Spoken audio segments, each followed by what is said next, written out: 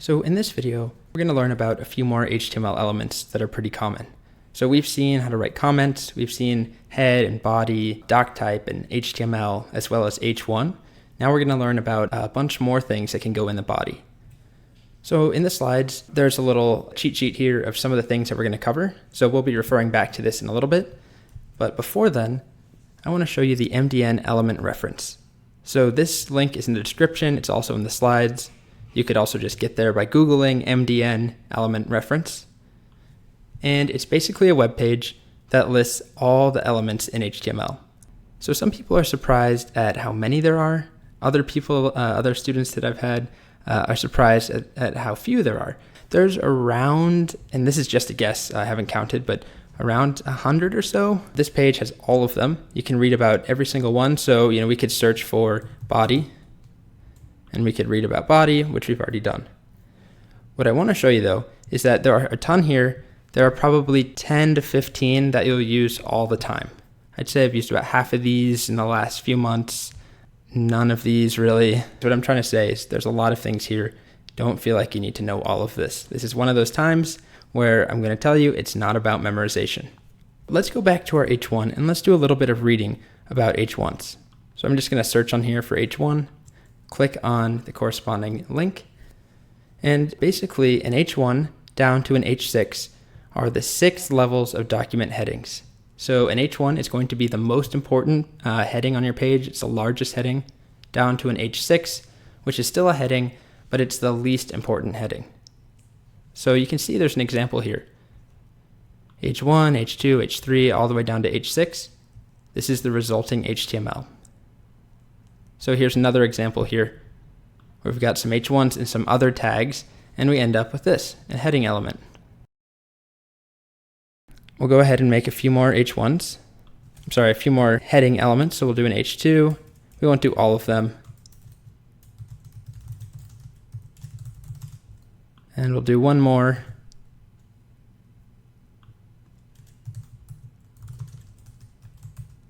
And let's change this to be an H3. Let's do actually an H6 so you can see how small they get. And let's save that. Go ahead and open up our page again. And you can see that we have a large heading, a slightly smaller heading, and this absolute smallest heading that we can go. So one other thing about H1s and other headings is that they are something called block level elements. So what that means is each one gets its own line. So even if I put them all in the same line and I refresh the page, every one of them gets a separate line and pushes everything after it to a new line. So this is important. This will come up because there are going to be other elements that do not behave this way, and those are called inline elements. Okay, so I'm going to undo that, make sure we have this spaced correctly. Let's go ahead and add some text here. So I'm going to, let's say that this is just a little bio, so I'm going to put some text here. This is some text, blah, blah, blah. And this I just want to be regular text. I don't want it to be big or highlighted or anything. So I could just write text like this. I'm just going to add a bunch more here. And I refresh my page and I get this giant thing of text on one line. But let's say that I realize I actually want a line break right here. These are 2 paragraphs of nonsense. To do that, I can use the paragraph tag. So if we went back here and we searched for the P tag,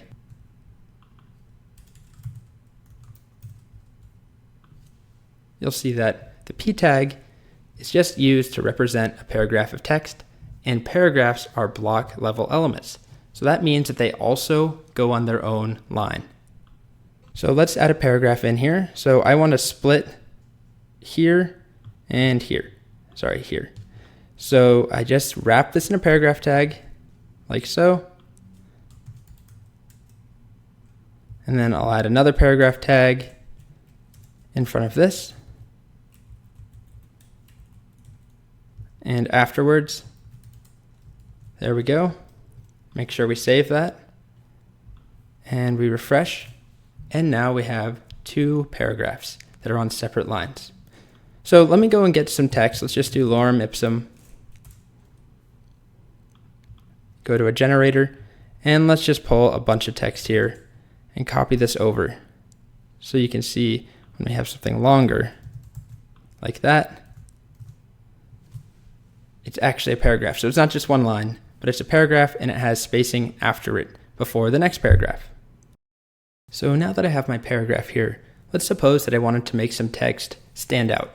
I want to italicize the title of a book, or I want to bold a keyword, for instance. So there are ways of doing that with HTML. I'll show you one here. Let's say I want to make simply dummy text bolded. So to do that, I could write a B tag around it.